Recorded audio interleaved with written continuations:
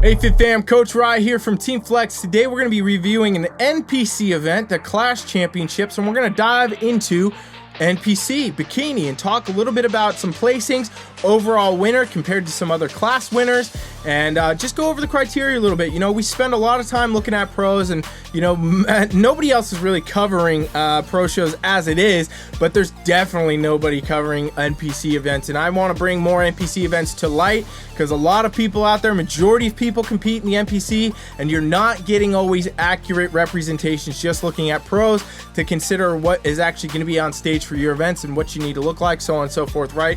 And there's layers and levels to all that, and we'll go much more in depth on that and probably other videos. But today we're talking about the Klash Bikini. We're going to talk about the overall winner compared to some other class winners, go over criteria a bit, and just chat a little bit more about how all of the placings and everything came down. All right, so looking at the screen here, we're gonna go over this. So Megan, our overall winner here, and then we got over here a couple of other class winners. So I don't exactly know how the exact, overall lineup was. I don't know where judges move people. I cannot find pictures of that. I cannot find anything. I looked everywhere to try to figure it out, but I pulled a couple other class winners just to give you an idea. These are other competitors that won their class.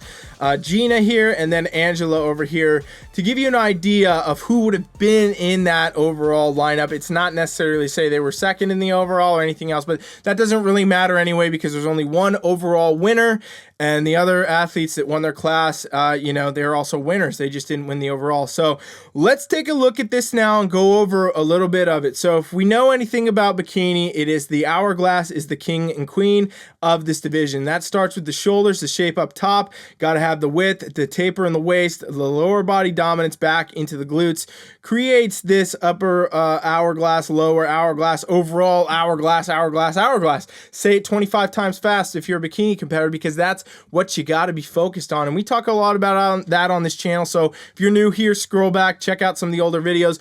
But to go over this competition specifically, right, each one of these athletes has that. They all have a nice hourglass shape, the structure in the shoulders, the taper in the waist, glute development, and the lower body overall. So here's how the placing stacked the way they did, in my opinion, and how Megan has come out to win. Megan looks to me to be the most symmetrical on stage. She's got the roundness to the shoulder, got to have that. She's got the good taper in the waist and the good glute dominance to kind of match her lower body. Though also, this is something a lot of people don't pay attention to. A lot of competitors kind of ignore this.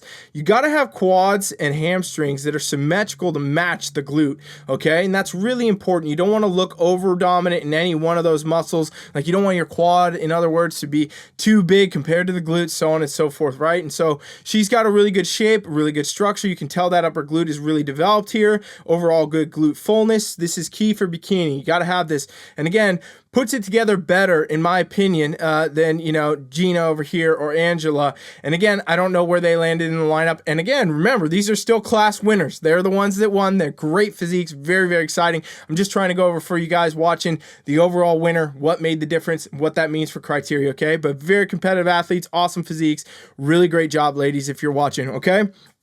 Now, let's talk a little bit about Gina here. So Gina's got, again, this fullness to the shape, taper in here. I think she could change some posing tweaks, a little bit more, abdominal control maybe, a little bit more twist here to kind of showcase her glute more. And I think that would make a big difference for her, because what ends up happening here in this pose is her glutes kind of get a little bit lost due to the rotation. So she's still got all the markers of the good hourglass shape, bikini, awesome physique, but it makes her glutes look a little bit less strong in this pose, okay? And we'll see what things look like when we get to the back, but these are the subtle little things that really can add up in scoring and points, okay?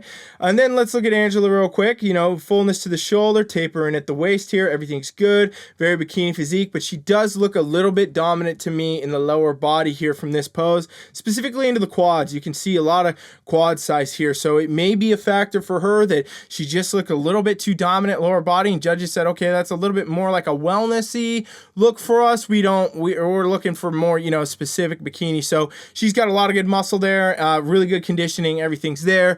Just might need to bring up the upper body a little bit more or bring down the lower body. Let's see from the back though, because the back always tells the whole story, and bodybuilding is one from the back, bikini as well. So here we get to see now, you know, some blatant differences. So if it wasn't the front pose, and it's possible, by the way, you guys, all you competitors out there, when you're getting scored, you can be very on par with somebody in a pose, and then you switch to the back pose or something, and it's totally different, right? And that makes a big difference in placings. Like, judges could be scoring your front, basically same, because everybody's very competitive, and then you switch to the back and you see things that make blatant differences. This would be one of those situations where, again, we can really see how Megan pulled it together, got the overall win. So good symmetry from all three ladies here.